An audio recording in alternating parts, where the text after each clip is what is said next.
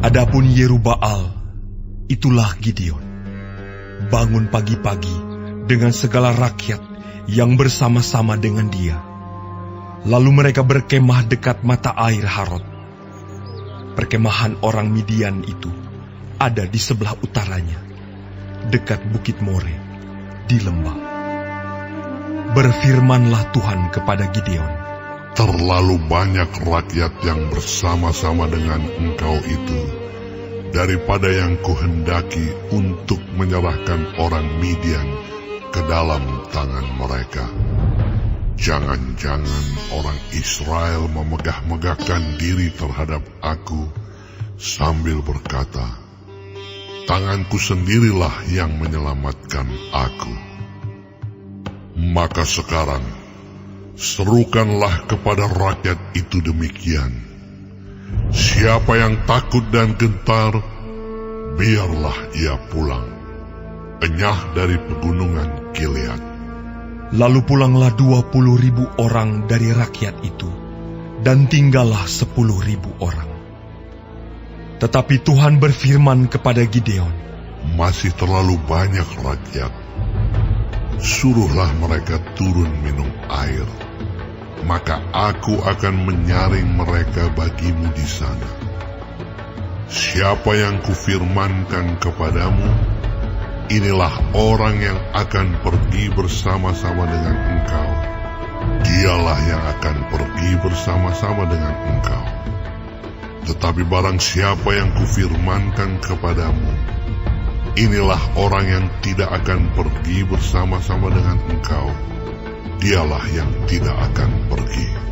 Lalu Gideon menyuruh rakyat itu turun minum air, dan berfirmanlah Tuhan kepadanya, barang siapa yang menghirup air dengan lidahnya seperti anjing menjilat, haruslah kau kumpulkan tersendiri. Demikian juga semua orang yang berlutut untuk minum. Jumlah orang yang menghirup dengan membawa tangannya ke mulutnya ada 300 orang. Tetapi yang lain dari rakyat itu semuanya berlutut minum air. Lalu berfirmanlah Tuhan kepada Gideon, dengan ke-300 orang yang menghirup itu akan kuselamatkan kamu. Aku akan menyerahkan orang Midian ke dalam tanganmu. Tetapi yang lain dari rakyat itu semuanya boleh pergi, masing-masing ke tempat kediamannya.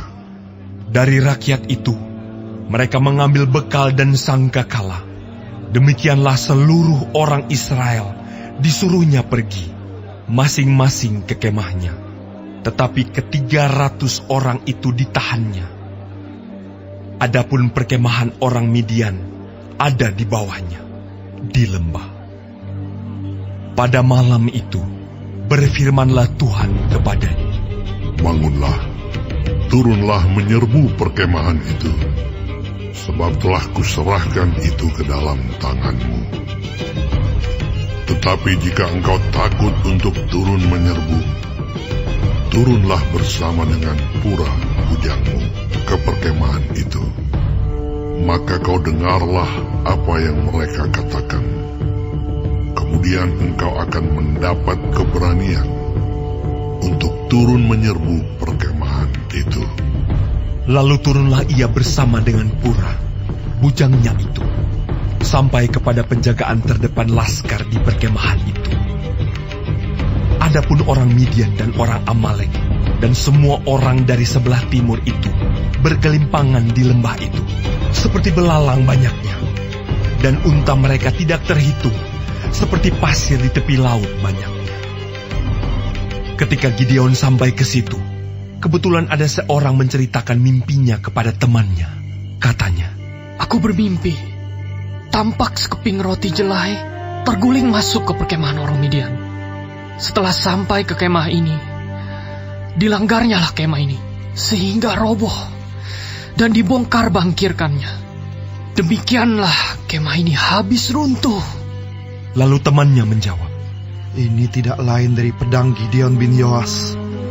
Orang Israel itu, Allah telah menyerahkan orang Midian dan seluruh perkemahan ini ke dalam tangannya.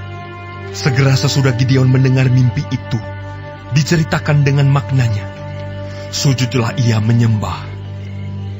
Kemudian pulanglah ia ke perkemahan orang Israel, lalu berkata, bangunlah, sebab Tuhan telah menyerahkan perkemahan orang Midian ke dalam tanganmu.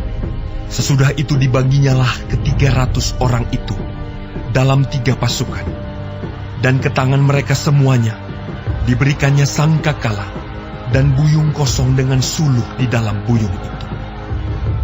Dan berkatalah ia kepada mereka, perhatikanlah aku, dan lakukanlah seperti yang kulakukan. Maka apabila aku sampai ke ujung perkemahan itu, haruslah kamu lakukan seperti yang kulakukan. Apabila aku dan semua orang yang bersama dengan aku meniup sangkakala, maka haruslah kamu juga meniup sangkakala sekeliling seluruh perkemahan itu, dan berseru, demi Tuhan dan demi Gideon. Lalu Gideon dan ke-100 orang yang bersama-sama dengan dia sampai ke ujung perkemahan itu pada waktu permulaan giliran jaga tengah malam, ketika penjaga-penjaga baru saja ditempatkan. Lalu mereka meniup sangkakala sambil memecahkan buyung yang di tangan mereka. Demikianlah ketiga pasukan itu bersama-sama meniup sangkakala dan memecahkan buyung dengan memegang obor di tangan kirinya dan sangkakala di tangan kanannya untuk ditiup, serta berseru, pedang demi Tuhan dan demi Gideon. Sementara itu, tinggallah mereka berdiri, masing-masing di tempat, sekeliling perkemahan itu. Tetapi seluruh tentara musuh menjadi kacau balau, berteriak-teriak dan melarikan diri. Sedang ke-300 orang itu meniup sangkakala. Maka di perkemahan itu Tuhan membuat pedang yang seorang diarahkan kepada yang lain. Lalu larilah tentara itu sampai ke Betsita, ke arah Serera, sampai ke pinggir Abel Mehola, dekat Tabat.